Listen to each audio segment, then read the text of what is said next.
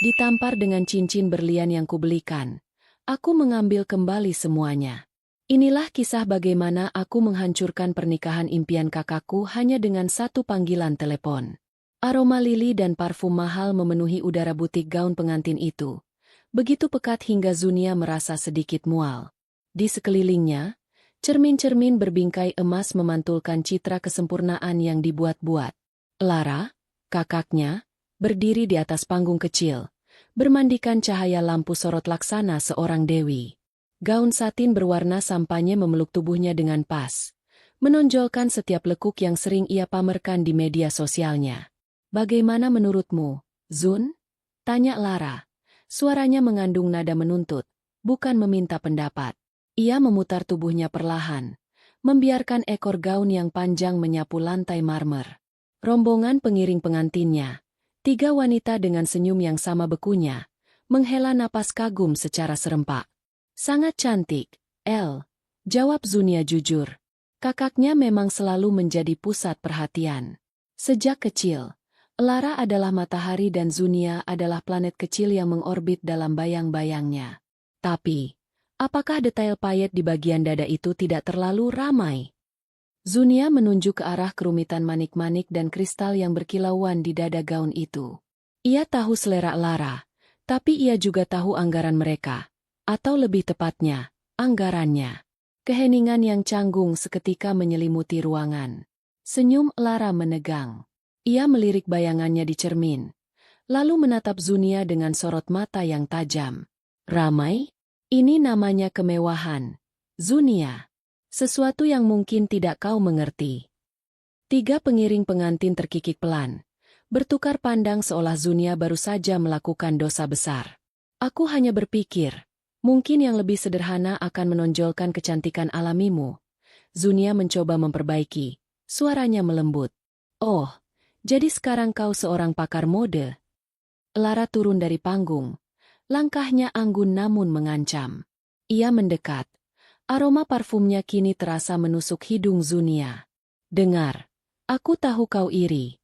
Kau selalu iri. Tapi bisakah kau tidak merusak hari terpenting dalam hidupku dengan seleramu yang payah itu?" "Aku tidak iri, El," bisik Zunia. Pipinya mulai memanas. "Aku hanya..." "Cukup," bentak Lara. Tangannya terangkat dengan cepat. Plah! Suara tamparan itu terdengar seperti letusan pistol di tengah keheningan butik. Waktu seolah berhenti. Seluruh staf dan pengiring pengantin membeku. Mata mereka membelalak ngeri. Pipinya berdenyut sakit. Tetapi bukan rasa sakit fisik yang paling membakar.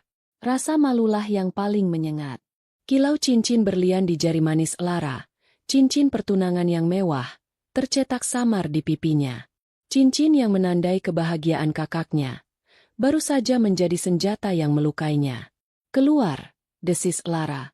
Matanya menyala dengan amarah dingin. "Kau hanya membawa sial. Keluar dari sini sekarang juga." Air mata mengancam akan tumpah, membakar sudut mata Zunia. Tetapi ia menahannya. Ia tidak akan memberikan kepuasan itu pada Lara. Dengan punggung selurus yang ia bisa, Zunia berbalik. Setiap pasang mata di ruangan itu terasa seperti jarum yang menusuk kulitnya. Ia berjalan melewati rak-rak gaun sutra dan tule, mendorong pintu kaca yang berat, dan melangkah keluar ke udara Jakarta yang panas dan lembab. Di dalam mobilnya, ia akhirnya membiarkan dirinya gemetar. Tangannya mencengkeram setir begitu erat hingga buku-buku jarinya memutih. Pipinya masih berdenyut. Ia menatap bayangannya di kaca spion. Ada bekas merah samar di sana. Kenangan puluhan tahun diremehkan, pengorbanan yang tak pernah dianggap, dan cinta yang selalu bertepuk sebelah tangan mengkristal menjadi satu momen yang menyakitkan ini. Saat itulah ponselnya bergetar di konsol tengah. Sebuah notifikasi muncul di layar. Notifikasi dari bank. Transaksi berhasil. 85 juta rupiah di butik pengantin, Elysian Dreams. Kartu platinum Anda. Napas Zunia tercekat. Gaun yang baru saja menjadi alasan penghinaannya, dibayar dengan uangnya. Dengan kerja kerasnya. Tiba-tiba, rasa sakit di pipinya hilang, digantikan oleh sesuatu yang lain. Sesuatu yang dingin, keras, dan tajam. Air mata yang tadi membakar matanya kini mengering, dan sebagai gantinya, sebuah tekad yang membeku terbentuk di dalam dadanya. Jarinya gemetar di atas ponselnya, bukan karena takut, tapi karena amarah yang akhirnya menemukan tujuannya. Zunia menyalakan mesin mobil, derumnya yang halus terasa kontras dengan kekacauan di dalam dirinya. Ia tidak langsung pulang. Ia mengemudi tanpa tujuan, melewati jalanan yang ramai hingga akhirnya menemukan sebuah kafe kecil yang tenang di sudut jalan yang tidak terlalu ramai. Ia butuh tempat untuk berpikir, untuk mengubah gemetar amarahnya menjadi tindakan. Sambil menyeruput kopi hitam pahit, Zunia membuka aplikasi perbankan di ponselnya. Deretan angka merah pengeluaran dari kartu platinum itu seolah mengejeknya. Kartu itu seharusnya menjadi jaring pengaman untuk Lara. Untuk keadaan darurat, L, katanya setahun yang lalu saat memberikannya. Lara memeluknya dengan erat saat itu, berjanji hanya akan menggunakannya jika benar-benar perlu. Nyatanya, keadaan darurat, bagi Lara adalah tas desainer edisi terbatas, makan malam di restoran fine dining setiap akhir pekan, dan perawatan spa yang harganya setara dengan gaji seorang manajer. Zunia tahu semua itu.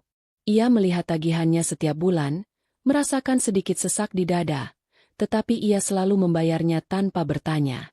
Ia melakukannya demi menjaga keharmonisan keluarga, demi melihat senyum di wajah orang tuanya yang begitu memuja putri sulung mereka. Ia teringat malam-malam panjang yang ia habiskan di depan laptop, membangun agensi desain grafisnya dari nol. Ia ingat saat menolak tawaran beasiswa S2 ke luar negeri, karena modalnya lebih baik digunakan untuk menutupi utang kartu kredit Lara yang menumpuk. Semua pengorbanan itu ia bungkus dengan nama, kasih sayang seorang adik. Hari ini, tamparan itu merobek bungkusan itu hingga hancur berkeping-keping. Itu bukan lagi kasih sayang, itu adalah eksploitasi. Dengan tangan yang kini terasa mantap, Zunia mencari nomor layanan pelanggan prioritas banknya. Ia menarik napas dalam-dalam, lalu menekan tombol panggil. Selamat sore, dengan layanan prioritas. Ada yang bisa saya bantu? Suara ramah di seberang sana menyapanya. Selamat sore, jawab Zunia. Suaranya terdengar lebih tenang dari yang ia duga. Saya Zunia Alia. Saya ingin memblokir kartu platinum saya dengan nomor sekian-sekian. Baik, Ibu Zunia. Boleh saya tahu alasan pemblokirannya? Zunia berhenti sejenak, memilih kata-katanya dengan hati-hati.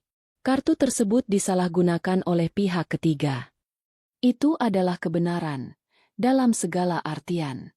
Saya mengerti, Bu. Kami akan segera proses pemblokirannya, kata petugas itu. Apakah ada hal lain? Ya, kata Zunia. Jantungnya berdebar kencang. Inilah momen penentunya. Ada sebuah transaksi yang baru saja masuk beberapa menit yang lalu dari butik bernama Elysian Dreams. Saya ingin menolak transaksi tersebut. Saya tidak memberikan otorisasi untuk itu. Ada jeda sejenak di ujung telepon. Baik, Bu. Akan kami catat sebagai transaksi yang disengketakan dan akan kami proses pembatalannya. Mohon ditunggu konfirmasinya melalui email. Terima kasih, ucap Zunia. Ia menutup telepon dan meletakkan ponselnya di atas meja. Layar menghadap ke bawah. Rasanya seperti baru saja memotong tali sauh yang berat. Ada rasa takut, tetapi yang lebih dominan adalah perasaan lega yang luar biasa. Untuk pertama kalinya, ia memilih dirinya sendiri. Di butik, suasana sudah kembali ceria. Lara, setelah berhasil mengusir pengganggu, kembali menjadi ratu. Ia berpose untuk foto-foto yang akan diunggah di Instagramnya, dengan gaun impiannya sebagai pusat atraksi. Gaun ini benar-benar mendefinisikan siapa diriku, katanya pada para pengiringnya, yang sekali lagi mengangguk setuju. Saat itulah manajer butik, seorang wanita parubaya yang selalu tersenyum profesional, menghampirinya dengan ekspresi cemas. Maaf, Mbak Lara, sepertinya ada sedikit masalah, katanya dengan suara pelan, mencoba untuk tidak menarik perhatian. Masalah apa? Tanya Lara, senyumnya sedikit memudar. Transaksi untuk gaunnya, baru saja kami mendapat notifikasi bahwa transaksi tersebut ditolak oleh pihak bank. Dunia Lara seakan berhenti berputar. Ditolak? Apa maksudmu? Itu kartu platinum. Limitnya tidak terbatas. Suaranya meninggi, menarik perhatian semua orang. Kami sudah mencoba beberapa kali. Mbak, keterangannya adalah transaksi ditolak oleh pemilik kartu. Wajah Lara memerah karena malu dan marah. Ia tahu hanya ada satu orang yang bisa melakukan ini. Dengan gerakan kasar, ia menyambar ponselnya dan menelepon Zunia. Panggilan itu langsung dialihkan ke pesan suara. Ia mencoba lagi. Sama. Lagi. Sama. Zunia sialan. Angkat teleponnya. Teriaknya ke dalam pesan suara. Tak lagi peduli pada citranya. Ia beralih ke pesan teks. Rentetan makian, ancaman, dan tuduhan keji ia kirimkan tanpa henti. Kau sengaja melakukan ini, kan? Kau mau mempermalukanku. Awas kau ya. Aku akan buat hidupmu menderita. Di kafenya yang tenang, Zunia merasakan ponselnya bergetar tanpa henti di atas meja.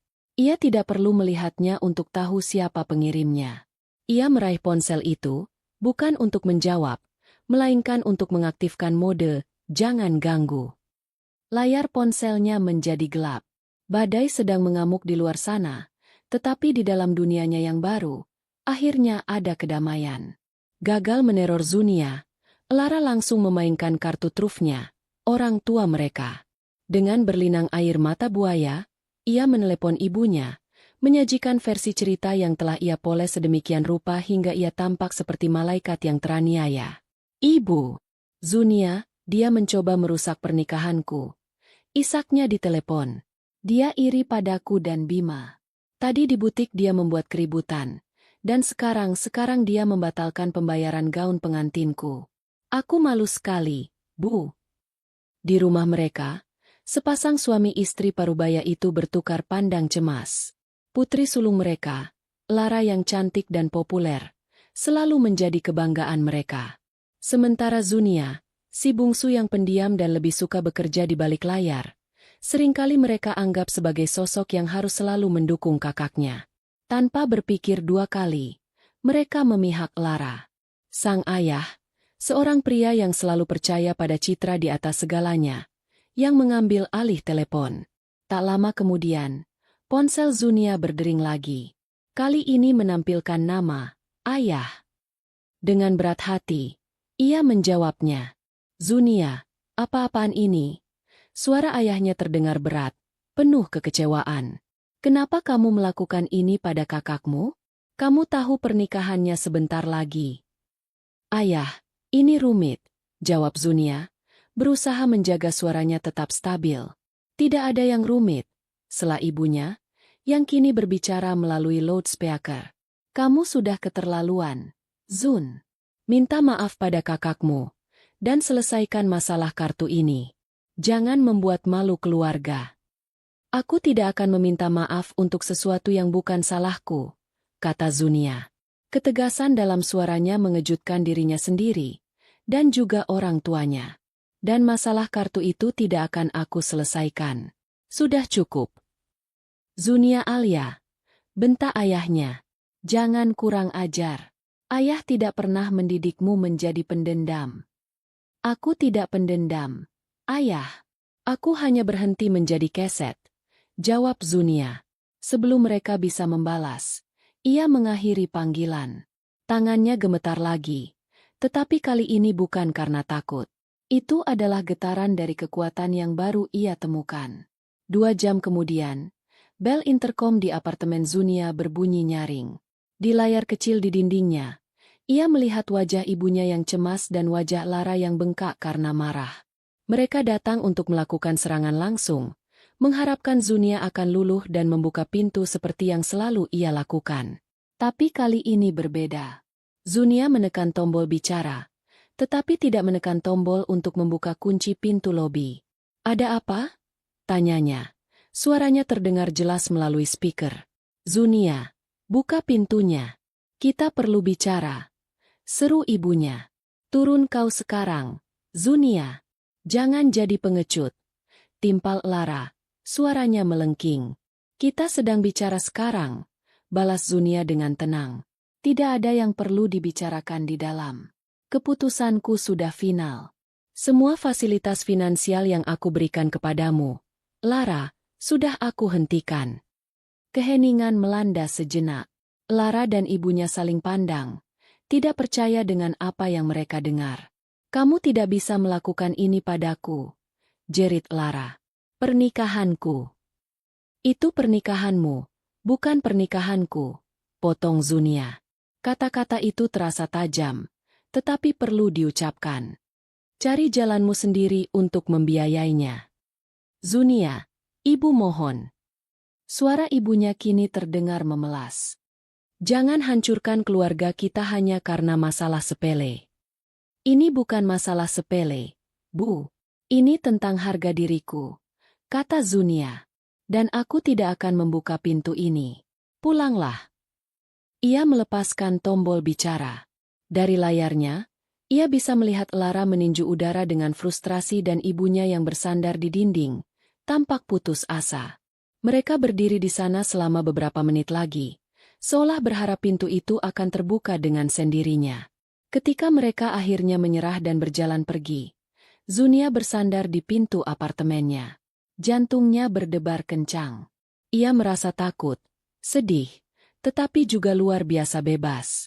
Dinding di belakangnya terasa kokoh, sama seperti batasan yang baru saja ia bangun di sekeliling hidupnya. Untuk pertama kalinya, ia adalah pemilik tunggal atas dirinya sendiri. Dan itu adalah awal dari segalanya. Bagi Lara, dunia yang ia bangun dengan cermat di atas pondasi kebohongan dan kartu kredit adiknya, mulai retak. Awalnya hanya retakan kecil, masalah gaun pengantin yang memalukan. Namun, retakan itu dengan cepat merambat, mengancam akan meruntuhkan seluruh istana pasirnya. 2 hari setelah insiden di butik, teleponnya mulai berdering tanpa henti, tetapi kali ini bukan dari Zunia. Panggilan pertama datang dari pihak catering. Wanita di seberang telepon berbicara dengan nada sopan namun tegas tentang uang muka tahap kedua yang sudah lewat jatuh tempo. Tapi saya sudah bilang akan transfer hari ini, kata Lara, mencoba terdengar santai sambil berjalan mondar-mandir di apartemennya yang mewah, apartemen yang cicilannya juga dibayar oleh Zunia. Betul, Mbak.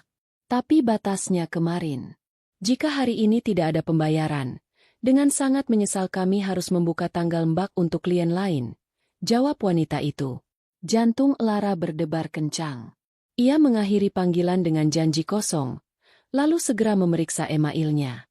Benar saja, tagihan dari wedding organizer, perancang dekorasi, dan manajer venue sudah menunggu di kotak masuk. Semuanya ditandai dengan warna merah, terlambat. Totalnya mencapai ratusan juta, dan semuanya harus dilunasi dalam minggu ini. Kepanikan mulai menjalari dirinya seperti racun. Ia membuka aplikasi mobile bankingnya. Saldo di rekeningnya hanya cukup untuk membeli beberapa cangkir kopi mahal, tidak lebih. Selama ini, rekening itu hanyalah etalase. Pemasukan dari beberapa endorsement kecil langsung ludes untuk membeli barang-barang yang menunjang citranya sebagai influencer sukses. Sumber dana utamanya telah terputus total. Saat itulah Bima, tunangannya, masuk ke apartemen. Ia membawa sekotak donat kesukaan Lara, senyumnya cerah. Namun, senyum itu memudar saat melihat wajah pucat dan ekspresi panik Lara. Sayang, kamu kenapa? Ada masalah? Tanya Bima, meletakkan kotak donat di meja. Tidak apa-apa. Dusta Lara cepat. Hanya sedikit stres karena persiapan pernikahan. Bima menatapnya lekat. Ia adalah seorang analis keuangan. Pekerjaannya adalah membaca angka dan mendeteksi anomali.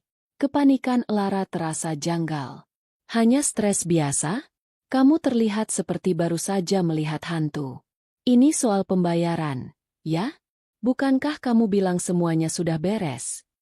Iya, sudah. Hanya ada sedikit masalah administrasi dengan bank. Biasalah. Lara mencoba tertawa, tetapi suaranya terdengar sumbang. Bima mengerutkan kening.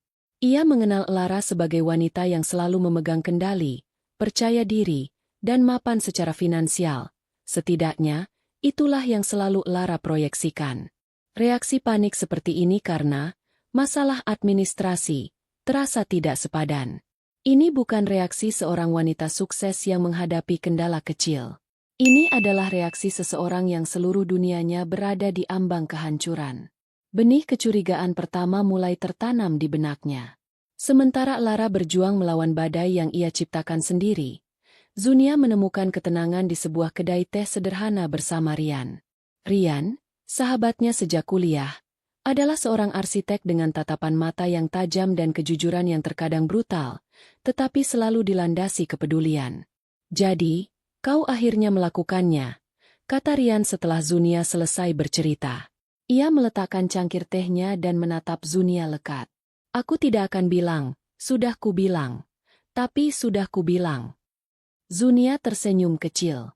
"Aku tahu. Aku hanya butuh tamparan di wajah, secara harfiah, untuk akhirnya sadar."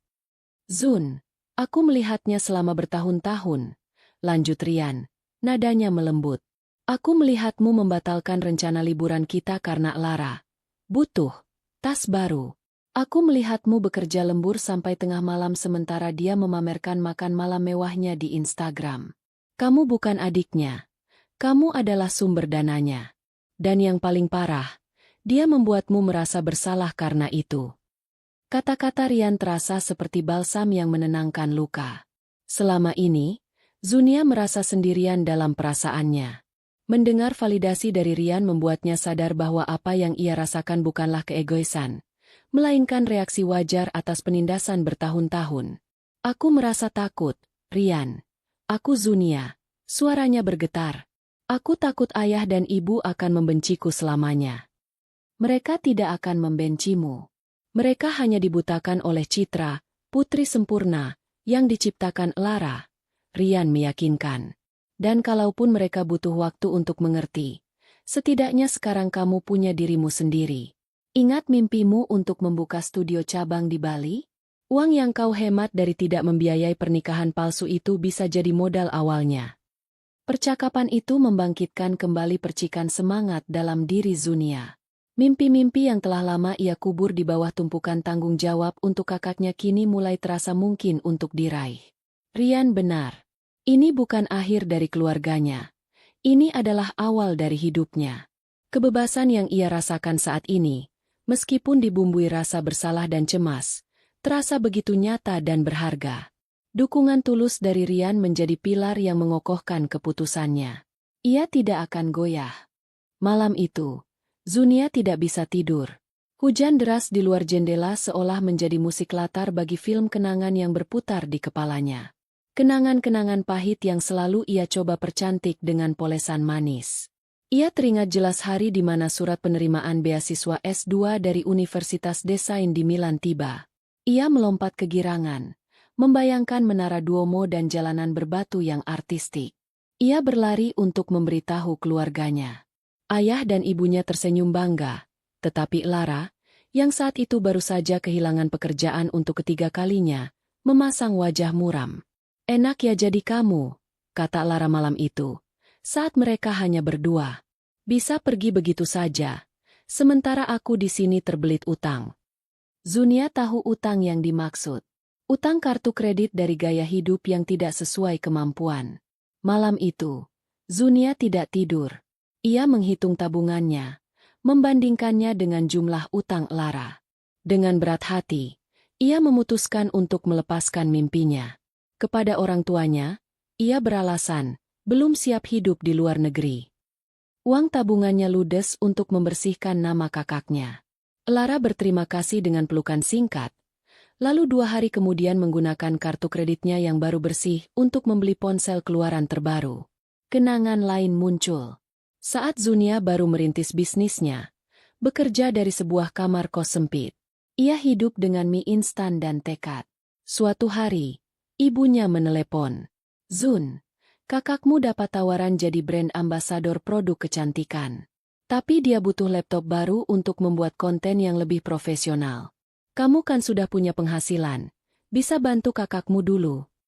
Zunia, yang saat itu sangat membutuhkan laptop baru untuk pekerjaan desainnya yang semakin kompleks, sekali lagi mengalah. Ia mentransfer sisa modalnya kepada Lara. Ia harus bekerja dengan laptop lamanya yang lambat selama 6 bulan lagi, seringkali begadang karena frustrasi. Sementara itu, Lara memamerkan laptop barunya di media sosial dengan takarir. Hasil kerja keras tidak akan mengkhianati. Zunia hanya bisa tersenyum getir melihatnya. Selama bertahun-tahun, ia adalah pemadam kebakaran pribadi Lara, manajer keuangan tak resmi, dan pembohong profesional di depan orang tuanya. Lara baik-baik saja, Bu, proyeknya banyak. Atau, iya, Ayah, Lara baru saja dapat bonus besar. Adalah kalimat-kalimat yang sering ia ucapkan untuk menutupi kenyataan. Ia melakukannya demi kedamaian, demi senyum orang tuanya. Namun, saat ia berbaring di tempat tidurnya malam ini, Zunia sadar. Itu bukan kedamaian. Itu adalah bom waktu yang terus berdetak. Dan tamparan di butik itu adalah ledakannya. Kecurigaan Bima tidak hilang begitu saja. Semakin Lara mencoba meyakinkannya bahwa semua baik-baik saja, semakin Bima merasa ada yang tidak beres. Sebagai seorang analis, ia terbiasa mencari data untuk memverifikasi klaim. Dan ia mulai melakukan hal itu pada tunangannya sendiri. Ia mulai dari hal yang paling mudah, media sosial. Ia menelusuri kembali akun Instagram Lara yang penuh dengan foto-foto liburan mewah, tas bermerek, dan makan malam indah. Namun, saat ia mencoba mencari tahu lebih dalam tentang pekerjaan Lara, ia menemukan kejanggalan. Lara sering menyebut nama sebuah agensi talent ternama, seolah-olah ia adalah salah satu bintang utama mereka. Bima, yang punya kenalan di industri itu, iseng menelepon temannya. Lara? Oh, iya, tahu, kata temannya. Dia masuk daftar freelancer kita. Kadang kita pakai untuk event kecil atau kampanye produk skala menengah. Tapi dia bukan artis eksklusif kami. Pengakuan itu tidak cocok dengan cerita Lara tentang jadwalnya yang padat dan kontrak-kontrak besar. Penyelidikan Bima berlanjut secara tidak sengaja. Suatu sore, saat ia membantu Lara membersihkan laci meja yang berantakan di apartemen, ia menemukan beberapa lembar tagihan lama yang terselip. Tagihan telepon pasca bayar, tagihan internet, bahkan cicilan apartemen. Semuanya untuk fasilitas yang dinikmati Lara. Namun, nama yang tertera di semua tagihan itu bukan Lara Prameswari, melainkan Zunia Alia. Bima terdiam, memegang kertas-kertas itu. Ia teringat percakapan canggung beberapa hari lalu saat ia menawarkan bantuan finansial untuk pernikahan, dan Lara menolaknya dengan angkuh. Tenang saja, sayang. Aku bisa mengurus semuanya sendiri. Kini, kepingan-kepingan teka-teki itu mulai menyatu, membentuk sebuah gambaran yang tidak menyenangkan. Citra Lara sebagai wanita mandiri yang sukses mulai luntur, digantikan oleh potret seseorang yang hidup di atas kebaikan, atau mungkin kebodohan, adiknya sendiri. Rasa cintanya pada Lara masih ada, tetapi kini dibayangi oleh rasa kecewa dan pertanyaan besar. Siapa sebenarnya wanita yang akan ia nikahi ini? Setelah seminggu penuh teror dan amarahnya tidak membuahkan hasil, Lara menyadari taktiknya salah.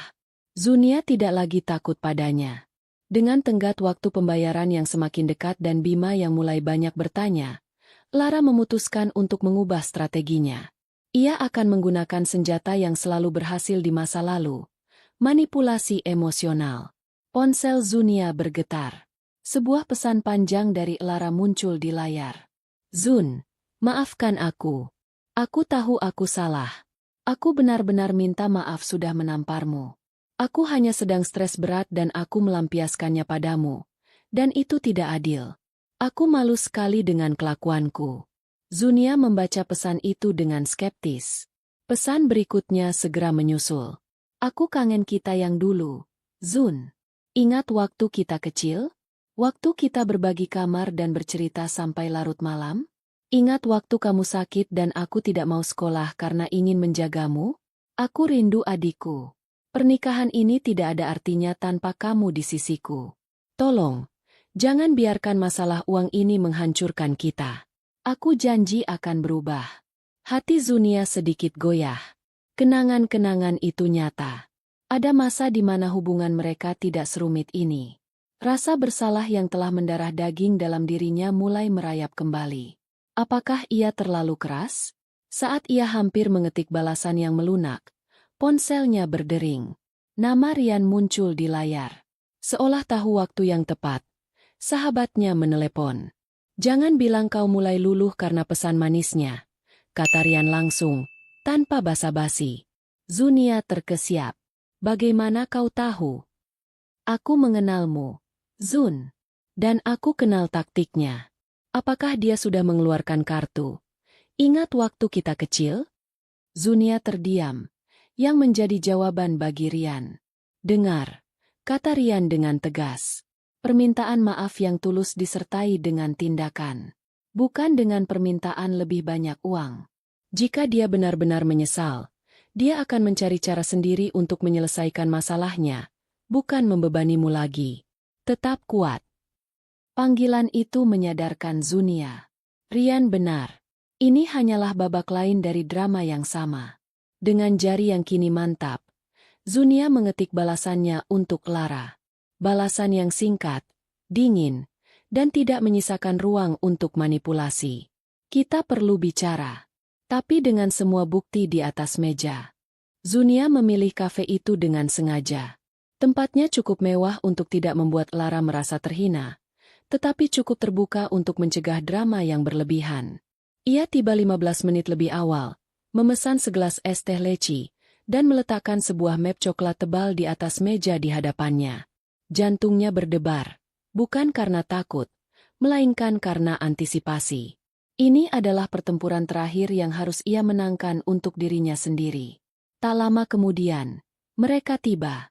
Ayahnya berjalan di depan dengan langkah tegas. Wajahnya menyiratkan ketidaksenangan. Ibunya mengikuti, matanya sembab, menggandeng lengan Lara seolah-olah putrinya adalah porselen rapuh yang bisa pecah kapan saja. Lara sendiri menghindari tatapan Zunia. Wajahnya angkuh tetapi ada getar gugup di sudut bibirnya. Mereka duduk tanpa mengucapkan sepatah kata pun. Pelayan datang, dan mereka memesan dengan singkat. Keheningan yang tegang menyelimuti meja mereka. "Zunia," ayahnya memulai, memecah keheningan setelah pelayan pergi. Nadanya adalah nada seorang hakim yang sudah siap menjatuhkan vonis. "Ayah tidak tahu apa masalahmu, tapi ini sudah keterlaluan. Mempermalukan kakakmu, membuat ibumu menangis. Keluarga kita tidak seperti ini. Justru karena keluarga kita seperti ini, makanya kita ada di sini, ayah," balas Zunia dengan tenang, matanya menatap lurus ke arah ayahnya. "Jaga bicaramu," desis ibunya. "Kakakmu sudah minta maaf. Apalagi yang kau mau? Kau mau dia berlutut di depanmu?" Lara menunduk, memainkan sedotan di gelasnya, membiarkan orang tuanya bertarung untuknya seperti biasa. Zunia menarik napas dalam-dalam. "Aku tidak mau permintaan maaf. Aku mau kebenaran." Ia membuka map coklat itu. Di dalamnya ada tumpukan kertas yang tersusun rapi, laporan kartu kredit selama 2 tahun terakhir, bukti transfer dari rekeningnya ke rekening Lara, dan salinan tagihan-tagihan yang Bima temukan, yang sengaja Zunia simpan. "Kita tidak perlu membahas ini di sini," kata ayahnya, mencoba menutup map itu. Zunia menahan tangan ayahnya dengan tangannya sendiri. "Kita perlu. Karena kalian tidak pernah tahu." Ia mengeluarkan lembar pertama, laporan kartu kredit dari bulan sebelumnya. Dengan stabilo kuning, ia menandai pengeluaran terbesar. 85 juta rupiah untuk gaun pengantin, katanya, suaranya datar.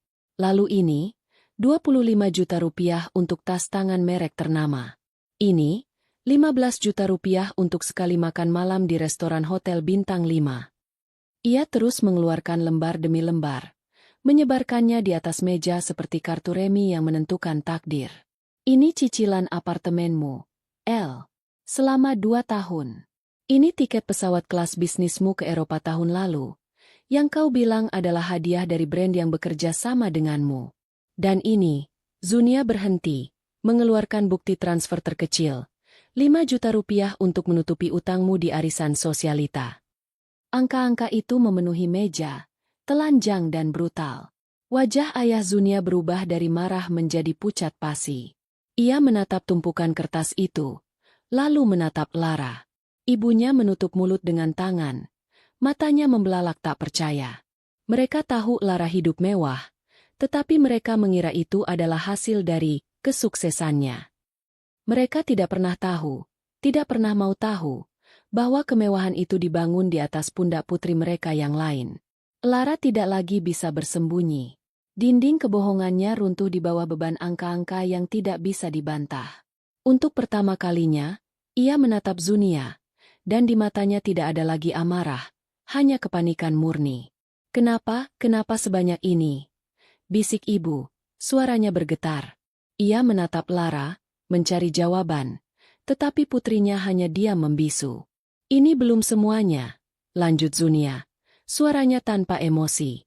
Ini hanya 2 tahun terakhir. Ini sudah terjadi sejak Lara lulus kuliah. Aku berhenti menghitungnya karena itu terlalu menyakitkan. Semua mata kini tertuju pada Lara. Terpojok oleh bukti yang tak terbantahkan, pertahanannya akhirnya hancur. Air mata mulai mengalir di pipinya. Tetapi kali ini bukan air mata manipulasi. Itu adalah air mata kekalahan. Iya, aku pakai uangnya. Serunya, suaranya pecah. Tapi dia yang memberikannya. Dia tidak pernah bilang tidak. Kalau dia memang keberatan, kenapa tidak bilang dari dulu? Ia memukul meja, membuat beberapa gelas bergetar. Kenapa harus mempermalukanku di depan semua orang seperti ini sekarang? Tepat sebelum pernikahanku? Kau sengaja, kan? Kau iri karena aku akan menikah dan bahagia, sementara kau tidak punya siapa-siapa. Tuduhan itu, begitu tidak masuk akal dan putus asa, bahkan tidak lagi menyakiti Zunia. Ia hanya menatap kakaknya dengan tatapan kasihan. Aku memberikannya karena aku adikmu, El. Dan aku berhenti karena kau menamparku dengan cincin berlian yang kubayar. Setelah menghinaku di depan teman-temanmu. Batasanku ada di sana. Saat itulah, sesosok pria mendekati meja mereka. Wajahnya familiar. Senyumnya yang biasanya hangat kini hilang, digantikan oleh ekspresi kekecewaan yang mendalam. Bima. Lara terkesiap. Wajahnya menjadi semakin pucat. Sejak kapan kau di sana? Cukup lama, jawab Bima pelan.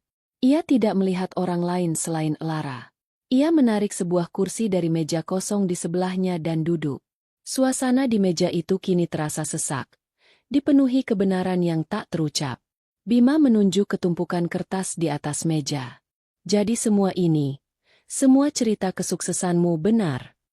Pertanyaan Bima sederhana, tetapi bobotnya terasa seperti 1 ton.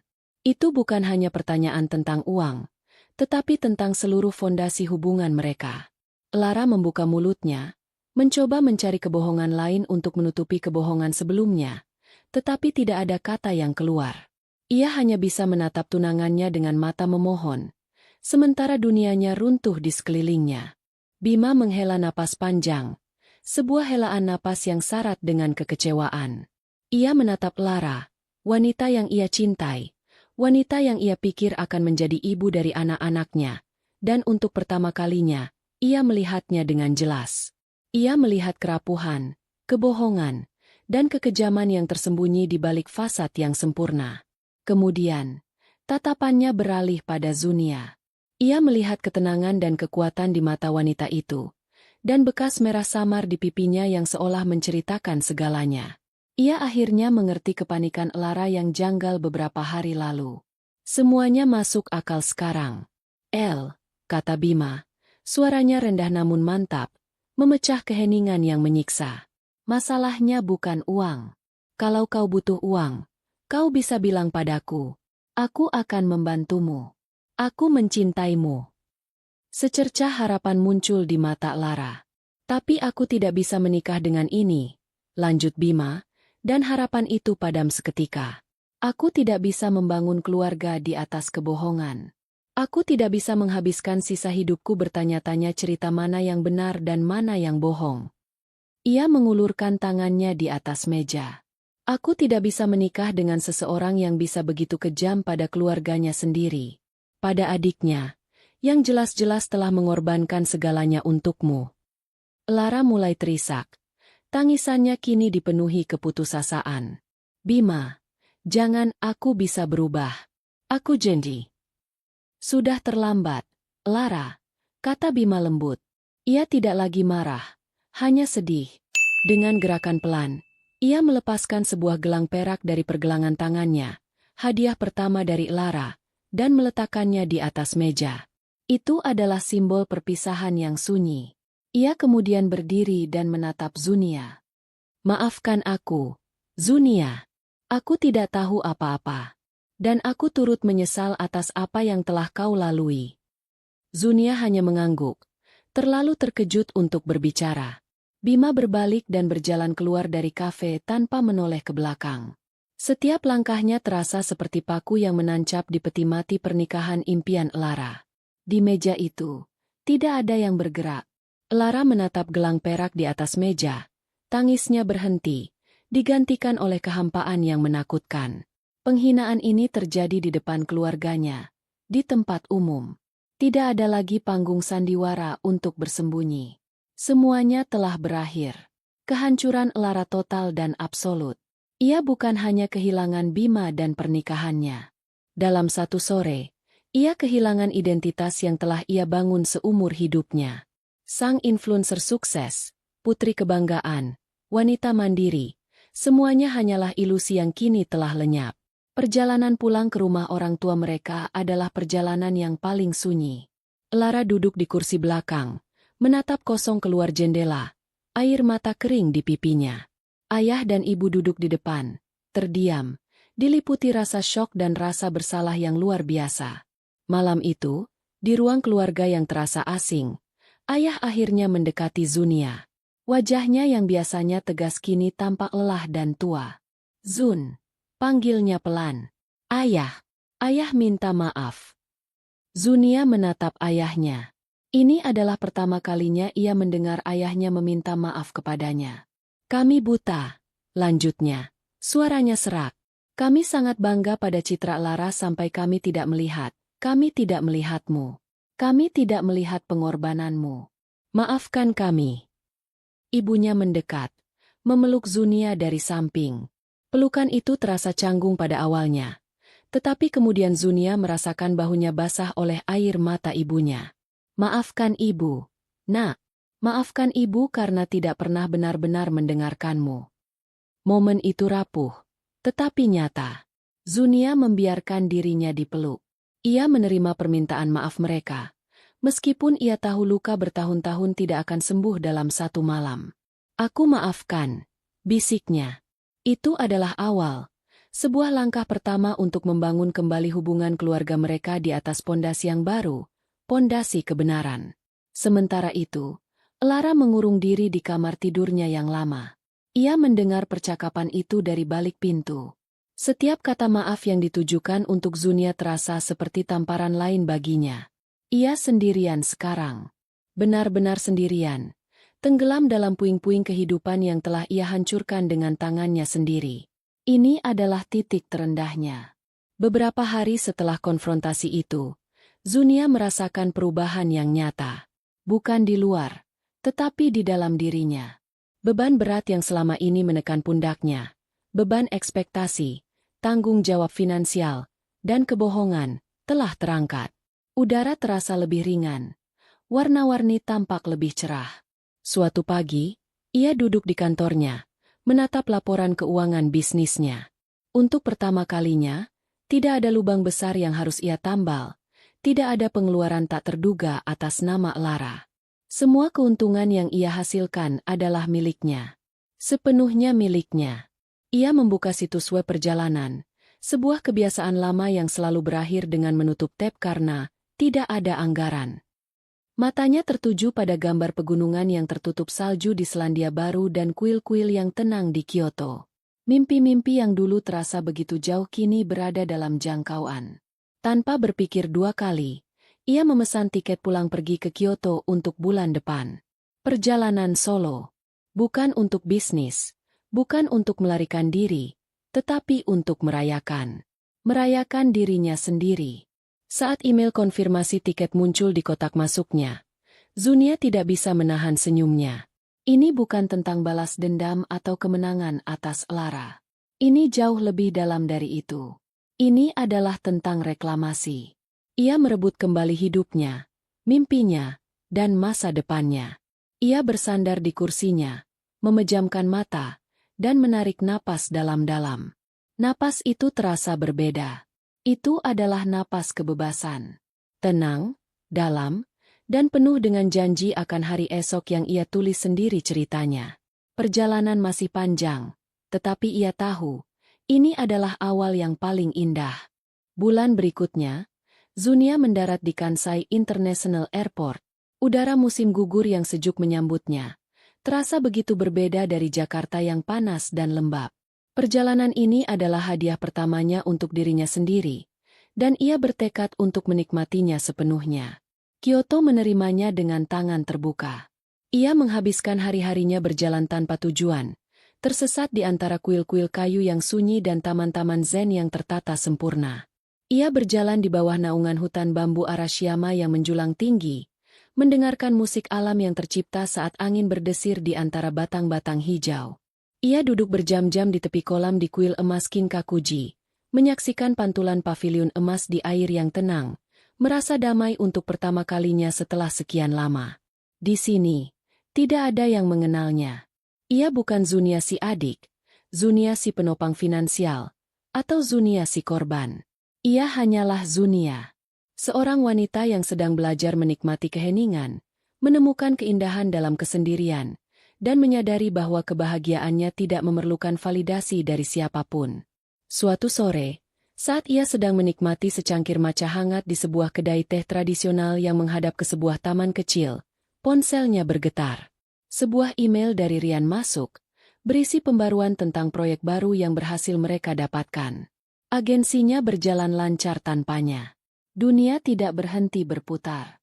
Fakta itu tidak membuatnya cemas, justru sebaliknya, memberinya rasa kebebasan yang lebih besar. Ia tersenyum, menyeruput tehnya, dan membiarkan dirinya sepenuhnya hadir di momen itu. Perjalanan ini bukan lagi tentang melarikan diri. Ini adalah tentang menemukan jalan pulang ke dirinya sendiri. Menjelang akhir perjalanannya, sebuah email tak terduga masuk ke kotak masuk Zunia. Pengirimnya adalah ibunya, tetapi subjeknya hanya bertuliskan, "Dari kakakmu." Dengan ragu, Zunia membukanya. Di dalam email itu hanya ada sebuah lampiran, pindaian dari beberapa lembar kertas surat tulisan tangan. Tulisan tangan Lara yang biasanya rapi dan anggun kini tampak sedikit berantakan, seolah ditulis dengan emosi yang meluap-luap. Zunia mulai membaca. "Zun, aku tahu mungkin ini hal terakhir yang ingin kau lihat. Aku tidak akan memintamu memaafkanku, karena aku sendiri belum bisa memaafkan diriku. Aku menulis ini bukan untuk meminta sesuatu, tapi karena aku harus mengatakannya. Setelah Bima pergi dan kalian semua pulang hari itu, aku merasa duniaku benar-benar berakhir. Aku mengurung diri di kamar selama berhari-hari, membenci semua orang. Membencimu, membenci ayah dan ibu, membenci Bima. Tapi yang paling kubenci adalah bayanganku sendiri di cermin. Aku melihat seorang wanita kosong. Selama ini, aku membangun hidupku di atas barang-barang, tas, gaun, liburan. Aku pikir semua itu mendefinisikan diriku. Aku pikir, likes di Instagram adalah ukuran kebahagiaan. Ternyata, aku hanya membangun sangkar emas yang indah, tapi di dalamnya aku sendirian dan ketakutan. Takut orang akan tahu bahwa aku tidak sehebat yang kelihatannya. Uangmu bukan hanya memberiku kemewahan, Zun. Uangmu memberiku jalan pintas untuk lari dari kegagalanku sendiri. Setiap kali aku gagal dalam pekerjaan atau hubungan, aku akan membeli sesuatu yang mahal untuk membuat diriku merasa lebih baik, untuk membuktikan pada dunia bahwa aku baik-baik saja. Dan kau selalu ada di sana untuk membayar tagihannya. Jadi aku tidak pernah harus menghadapi konsekuensinya. Tamparan itu, tidak ada maaf untuk itu.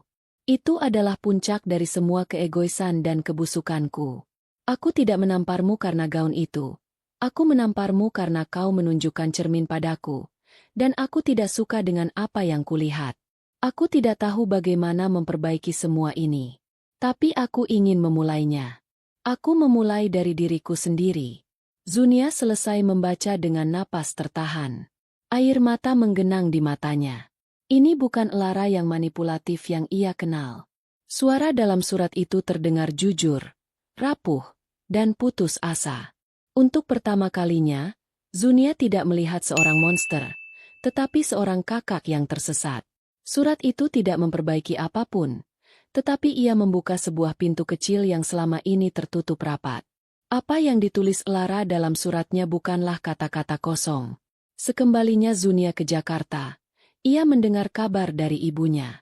Kabar yang membuatnya hampir tidak percaya. Lara telah pindah dari apartemen mewahnya dan kembali ke kamar lamanya di rumah orang tua. Ia menjual hampir semua barang bermerek miliknya. Tas, sepatu, perhiasan, melalui situs jual beli barang bekas. Foto-foto glamor di akun Instagramnya telah dihapus, digantikan oleh keheningan total.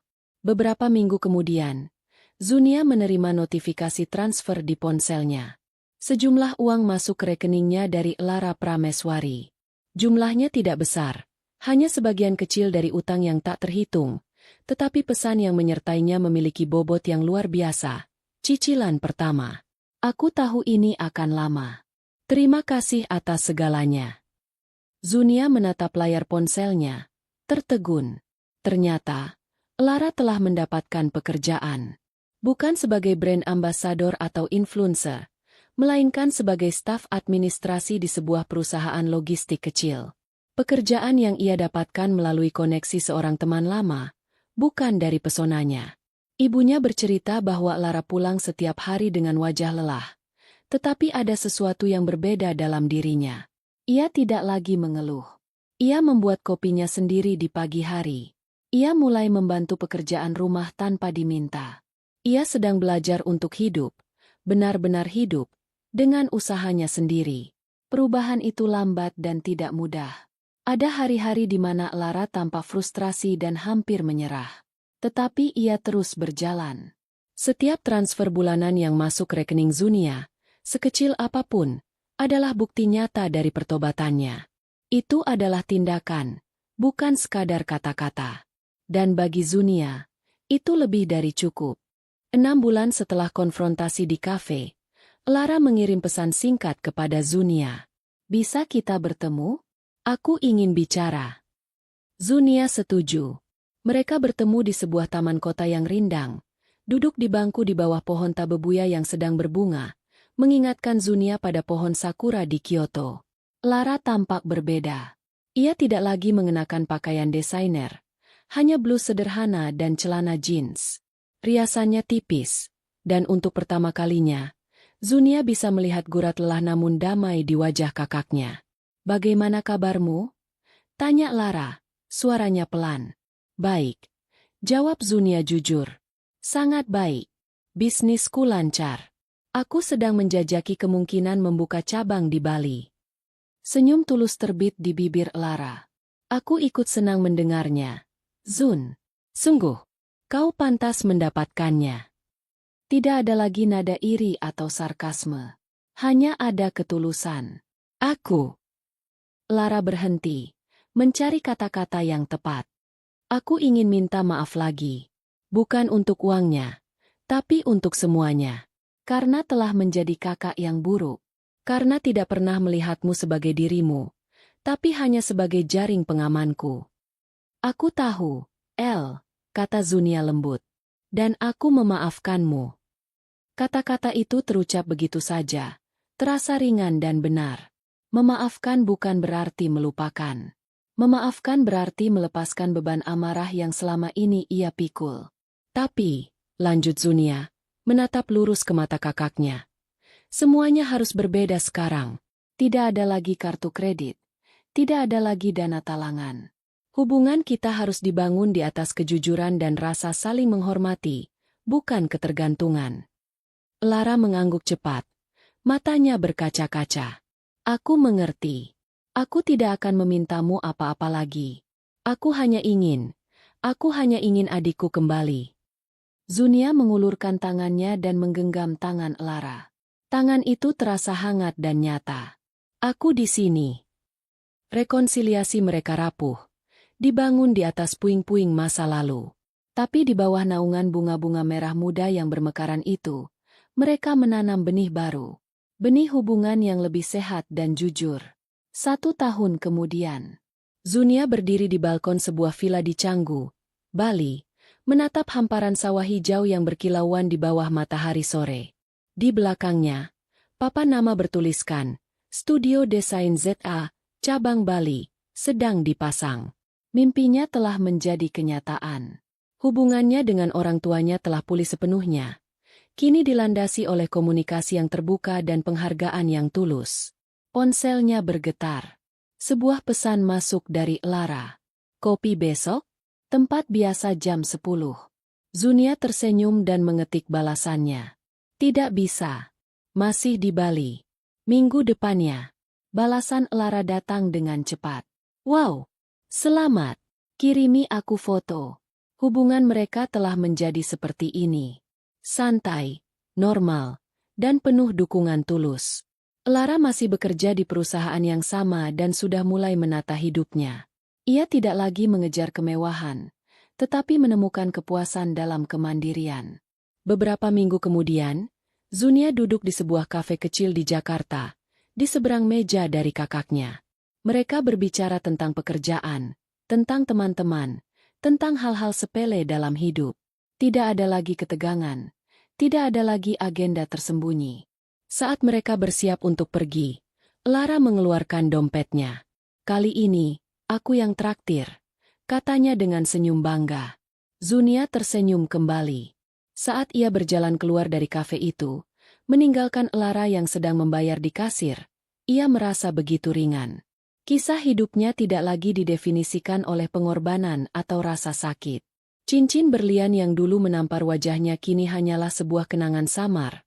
Sebuah titik balik yang menyakitkan namun perlu. Ia telah menulis ulang ceritanya sendiri.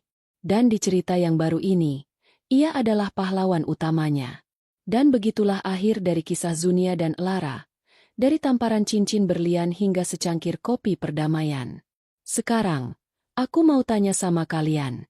Kalau kalian ada di posisi Zunia, apakah kalian akan memaafkan Lara? Komen di bawah. Tim maafin atau tim gak akan? Aku mau lihat jawaban kalian.